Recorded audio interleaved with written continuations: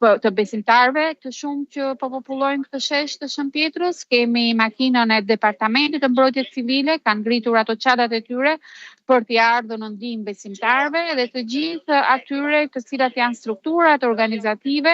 që do të merren me ceremoninë e varrimit të Papa Franceskut, por dhe më pas dhe me konklaven e kardinalëve. Sot ka qenë një mbrëmje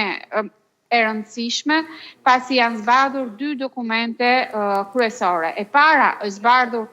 testamenti i Papa Franceskut, i cili vetëm rreth një orë më parë u bë publik këtu në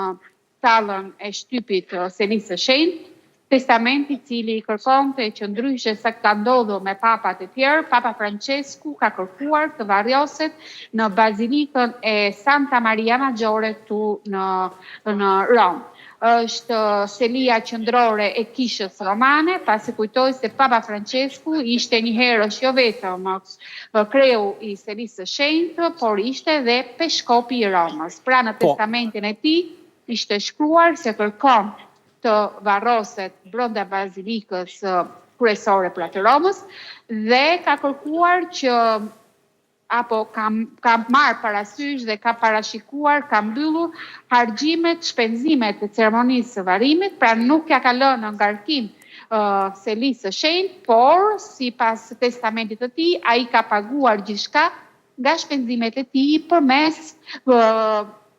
një besimtare, një të devotshme në Bazilikën e Shën Pietrës. Pra ka parashikuar gjithçka. Sa do të zgjasin të gjitha protokollet, ceremonit për t'ia dhënë lamtumirën e fundit pra Papa Franceskut, sa ditë ose a do të ketë ndoshta zhvillime edhe në pjesë tjera të botës përveç Selisë së Shenjtë?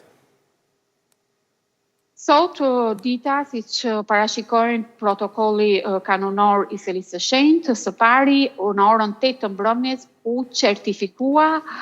ndrimi i jetës i Papa Franceskut. Bëhet një ceremonial i specifik ku një mjek i doktrinës shëndetit dhe higjienës brenda Selisë së Shenjtë ka certifikuar motivin e vdekjes. Ku thuhet se ka qenë një iktus cerebral që ka shkaktuar një kolaps total të gjithë sistemit të tij, duke çuar në ndërimin e jetës. Padyshim, pas këtij hapi, ne nesër në mëngjes, sipas informacioneve që kemi, do të mblidhet kongregacioni i kardinalëve, të cilët do të vendosin pikërisht këto pikat dhe etapat e ceremonisë cëmërtore. Prej nesër në mëngjes, besoj rreth mesditës, do të marrim vesh se kur do të jetë dita e varrimit,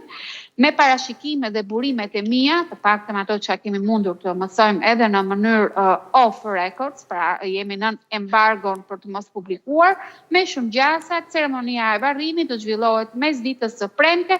dhe ditës së shtunë, dhe ditës së diel. Pra nga e premtja, nga e diela janë ditët e mundshme kur kongregacioni kardinalëve do të caktojë ditën e varrimit. Po, është përmendur shumë edhe roli i tij në lutjet e tij, në